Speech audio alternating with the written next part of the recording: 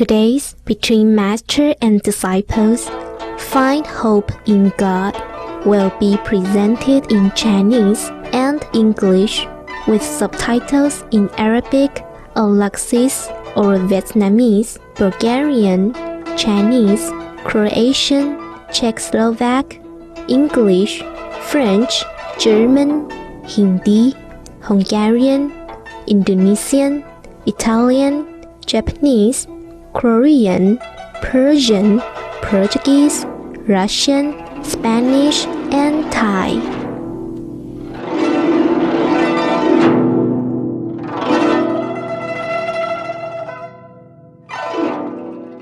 Formosa 是一个小岛，但遍布大自然的神奇美景，自北到南。北部地区有古城、原住民村、绵延的山峰、美丽的水墙，甲雕刻精妙的庙宇。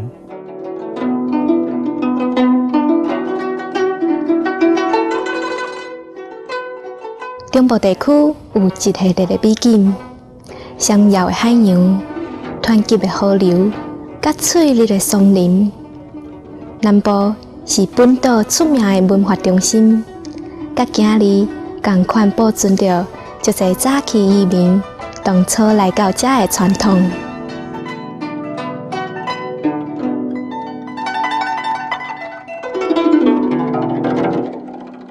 2007年初，青海武雄书回应了咱世界会会员丁一个渴望，在2007年2月18号参加新年的庆祝活动，甲来自全世界差不多1万名的世界会会员甲贵宾，在福尔摩沙欢庆第一年的旧历新年。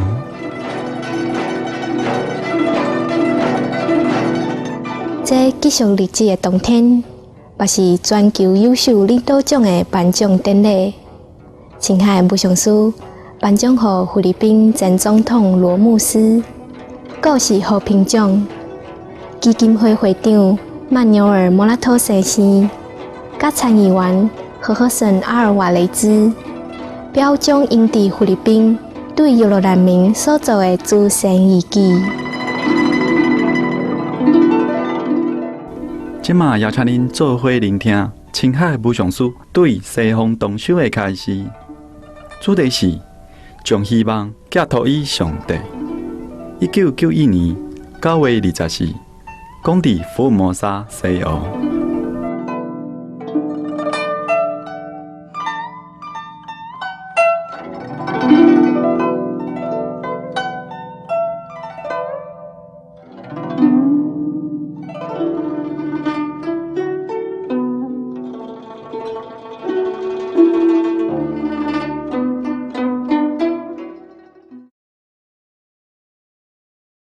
Who's going? Raise your hand. Are you happy? Going home? No?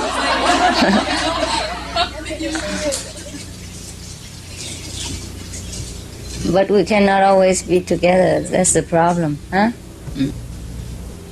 Even if you are with me, I'll be leaving. I'm born under a lonely star, you know? I cannot stay with anyone too long. Even since I was a child, I already has to leave my family. Not by my choice, by destiny. Since 3-4 years old, I'm already separated from family and come back again and again, but never could stay very long.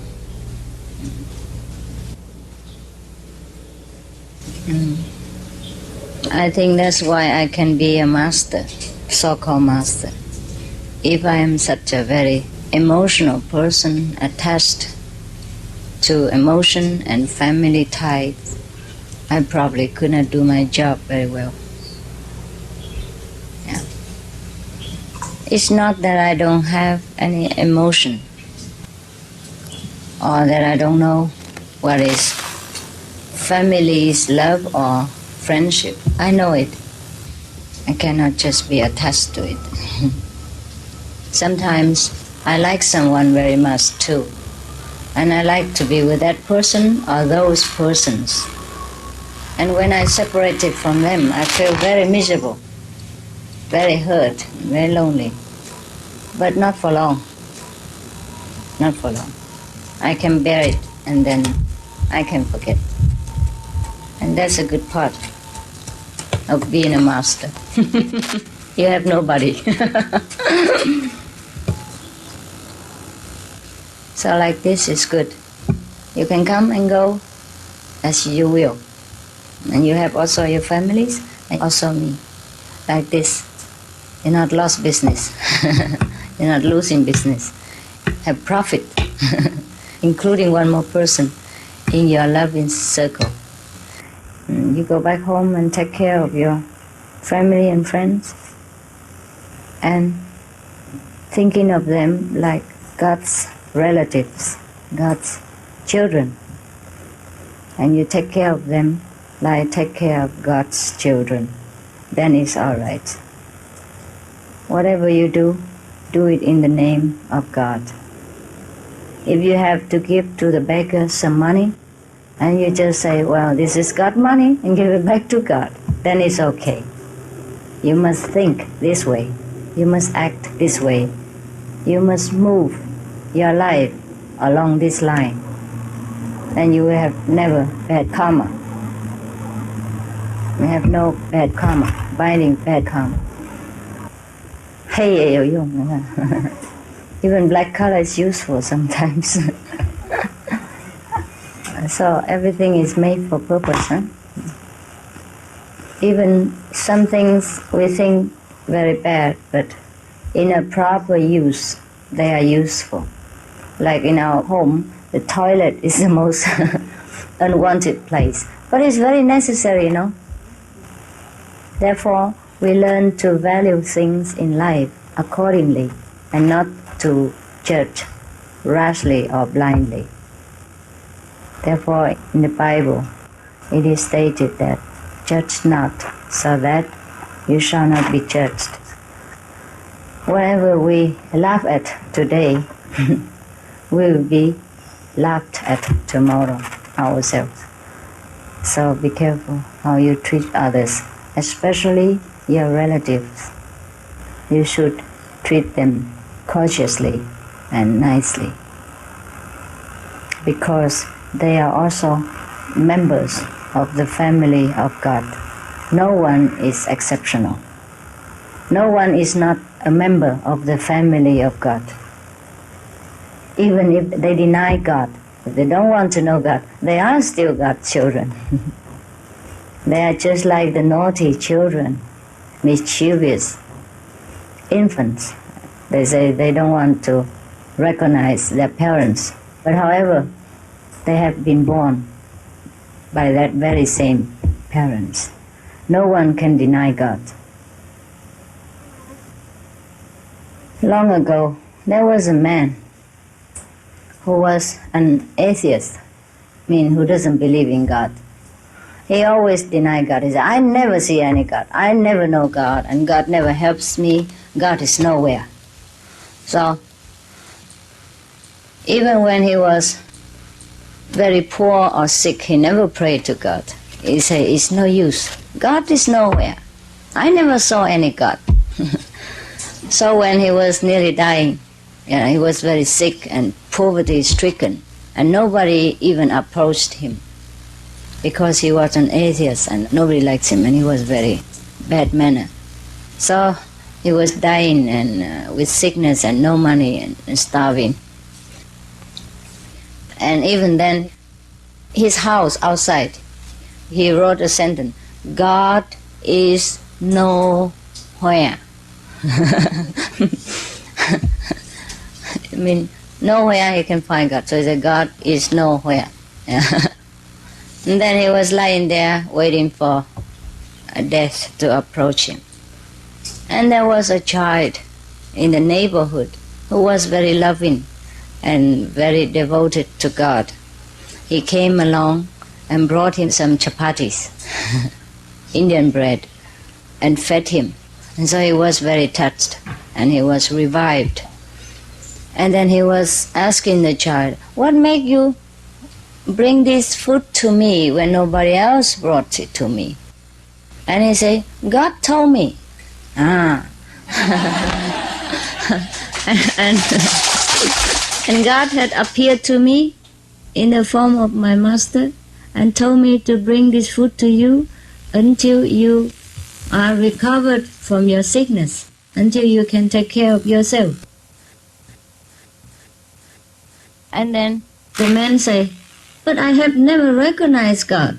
I never accepted him. How can he take care of me?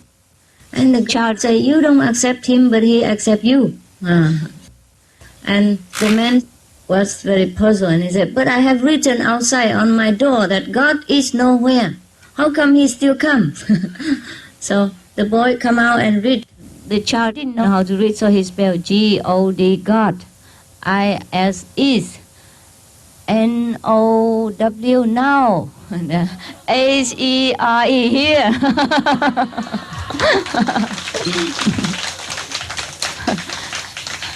And he came in and report.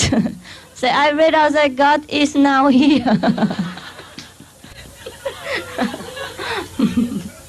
So you see, since God is omnipresent, we cannot escape from God. So we might as well remember and submit our will to His will, so that our life has more meaning and our purpose of being a human will be quickly fulfilled. If something is there and we keep denying it, it's a waste of time and a waste of energy. We just naturally accept it, and that's it. And it's better for us, and it's better for God. If we always try to reject something when it's there, it causes a lot of trouble, a lot of pressure. Therefore, we will get exhausted and tired because we use our energy in a wrong way. You know the story of Tolstoy, when he was at home and he was kind of trying to go to become a monk or some kind of renunciate. And he was trying very hard, and he was thinking how he can convey this message to his wife. And he was thinking and thinking and thinking and thinking all the time. And that makes him very tired. Because thinking also taxes your energy, right? So he was thinking all the time. And at last, he summoned all his strength, all his leftover energy, and he wrote a letter to her. And after he wrote that letter, he has no more will to go. Too tired. He used all his strength. Yeah. The same with us. We cannot deny God. We cannot try to make any excuse to say that there is no God, because we don't see it. Especially for us, we see sometimes. God is not necessary to manifest in a form, a solid form, but in a form of light or sound. And if He ever manifests, then He would choose a human form to convey His power, blessing, and love. So if a master, a living master, is on earth, and that master has realized God, then God always used that form to appear to mankind, to whomever believes in God, whether initiates or non-initiate, whether have seen the master or have not seen the master, whether know of the master photograph teaching or not knowing master photograph and teaching. Therefore, many people who has never seen the master sometimes also saw master in meditation or in dream or in times of accidents or disasters, trouble. Yeah? That is the reason. Otherwise, why should God choose any other form? It's easier for God to manifest in someone who has become one with Him. And it's also more logical for people to understand. Also to let people know that that one has realized God. That is for sure. If you want something, you come to that one. That's why God manifests in that kind of form, to confirm to people who has realized God, who is the living master. That's the only purpose. Otherwise, He could manifest in the form of a mango tree, perhaps, or a dog or cat. He may do that, if He chooses to do. But there is no purpose in this. It doesn't serve very well. Therefore, He manifests in the form of the living master. Therefore, whenever a master is on earth, then we say that is God. Yeah? That is God made flesh, or the Word made flesh and live among us. That is God, living God, a walking God. And we come to that to appeal for our wishes and our desires to be fulfilled.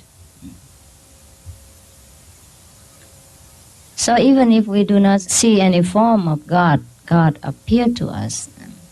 But the Kuan Yin practitioner should know that God is light, God is sound, God is our daily blessing and loving and protection that we feel all the time around us, and especially in times of trouble. So it's no use wasting our energy and time to deny that God is nowhere. Now, even if we don't practice the Kuan Yin method, we should know that there is God. Otherwise, who looks after the trees, the birds, the water, the air, the mountains, even the rocks, the earth? Who make them exist and who make them continue to exist in this way, in such a very convenient way for us to use every small particle of the earth is an offering to mankind and to all kind of living beings in this world. The trees is even doing its purpose, you see. Without these trees, we couldn't sit here comfortably and coolly and feeling so refreshed, because the trees, they radiate oxygen, a kind of very reviving atmosphere. There are some trees even better than other trees. Like in India, they have a kind of tree called neem tree. It has a healing power. When you sit under the neem tree, many kind of sickness will be lessened or healed. And you have fever and you sit under the neem tree, you feel better, fresh. So many of the ashrams in India, meditation center in India, they would plant neem trees around them. And many of the so-called Indian sages and saints, they would make their abode under the neem tree, or they would sit under the neem tree to work or to talk to their disciples, or just to meditate or refresh themselves. Sakyamuni Buddha probably couldn't find a neem tree, so he had to sit under the Bodhi tree.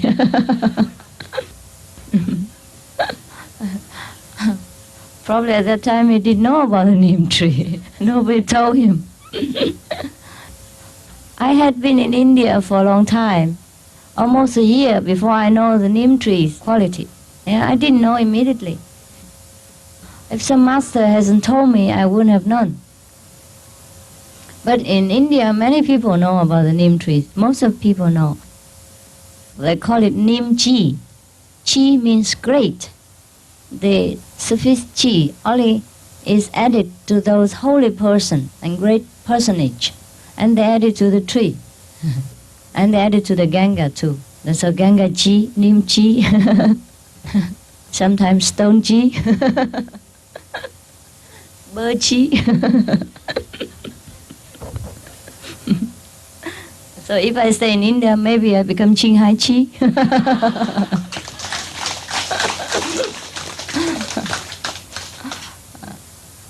Yeah, when I was in India and I wear saffron robe, they call me Maharaji.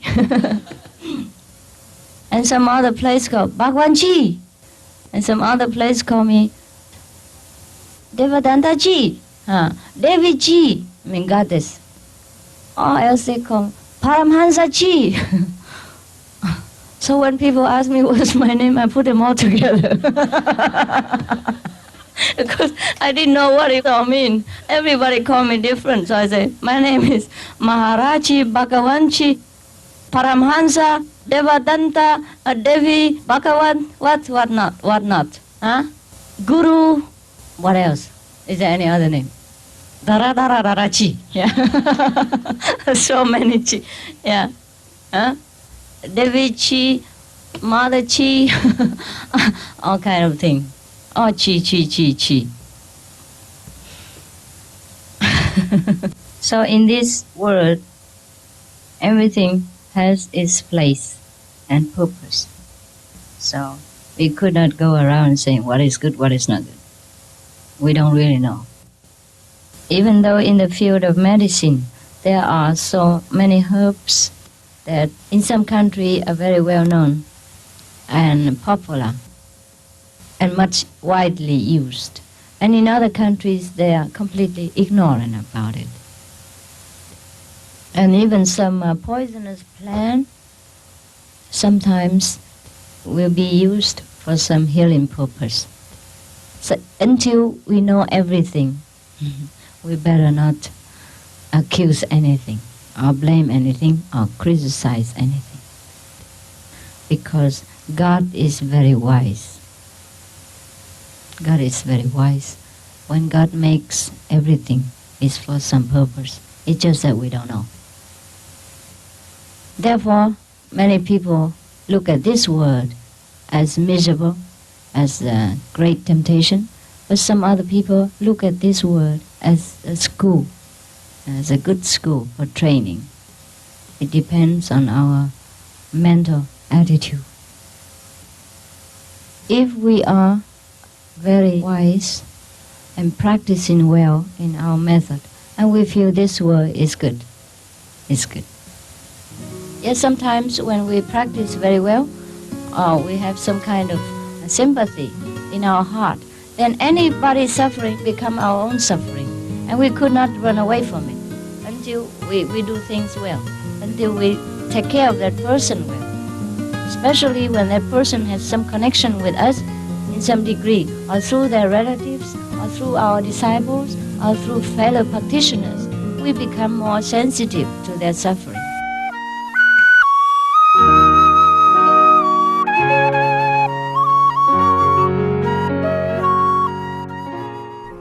感谢您收看今日的师徒之间节目。即马请观赏无上师电视台的健康生活节目。校点新闻了后，马上为你播出。愿你大家笑嗨嗨，生活充满爱甲幸福。Thanks for joining us today for Between Master and Disciples. Now, please stay tuned to Supreme Master Television for healthy living. Coming up next, right after noteworthy news, may your days be filled with ever more laughter, happiness, and love.